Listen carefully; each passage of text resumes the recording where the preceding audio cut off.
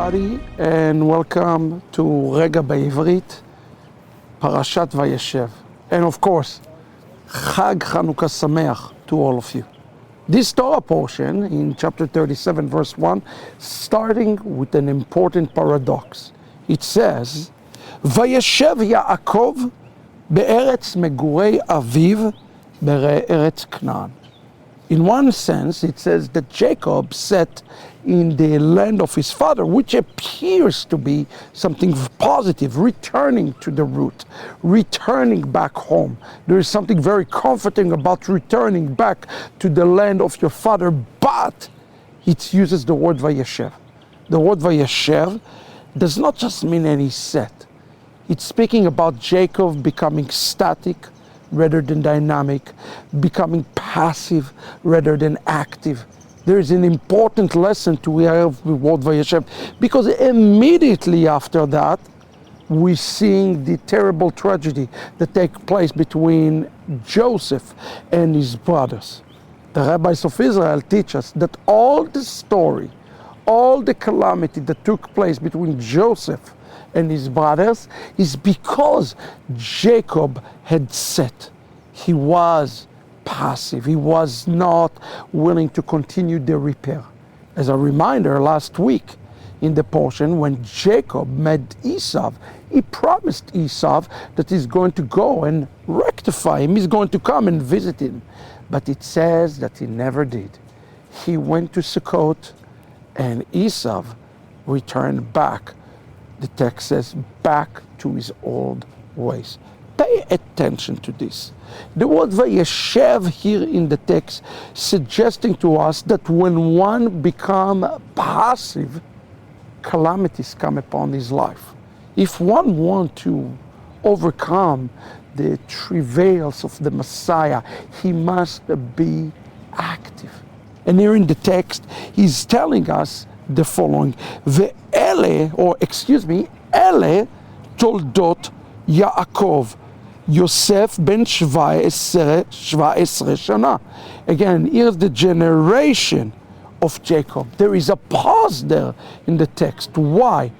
Because he's speaking about the new birth that is coming into Jacob's life. You see, there's a new chapter that Jacob is entering into. It's the chapter, the most difficult chapter of his life.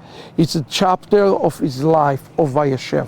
There is a different chapters of that, and we must be very careful of that, friends, of those chapters, the chapters of Wajeschew in our own life, beloved. And it says here that Yosef ben 17 shana. Now here is the interesting things about Joseph that I want you to think about. Aya ro'eh et Echav. The literal text says, Haya, he was, ro'eh, shepherd. Now there's this little conjunction, et Echav. The conjunction et refers to the possession of his brother. He is shepherding his own brothers. What the text suggesting here, that he is shepherding his own brother. Joseph is a shepherd after his own brothers. We have to understand what he's doing. But son, again, through he's watching them getting the sheep and the goat. But what is hidden behind the text that most of us do not get is that he viewed Batson, his own brothers are like the sheep. He is the shepherd and they are the sheep. The text suggesting here that Joseph is the great shepherd over the sheep that is his own brothers. This is absolutely incredible. And of course here it says, just later on, וישראל אהב את יוסף מכל בניו כי בן סיכונים הוא לו. And it says here that Israel loved Joseph. Not that Jacob loved Joseph, but that Israel loved Joseph. Every time that we see Jacob mentioned in the text as as Israel, it means that he's operating under the Holy Spirit, under the fullness of the Holy Spirit. And we have to understand that in this context, because he is giving him what's called here in Hebrew, kutonet pasim. Now, this term, kutonet pasim, translated in your own Bible as a coat of many colors. But that's not what the Hebrew said. The Hebrew uses the term pasim. The word pas in Hebrew means a garment of stripes. Stripes, like it says, by his own stripes we were healed. Now, the interesting thing that this kutonet, this garment that's called pasim, is rooted in the Hebrew word piyusim, which is reconciliation. Another way to think about the garment is the garment of reconciliation.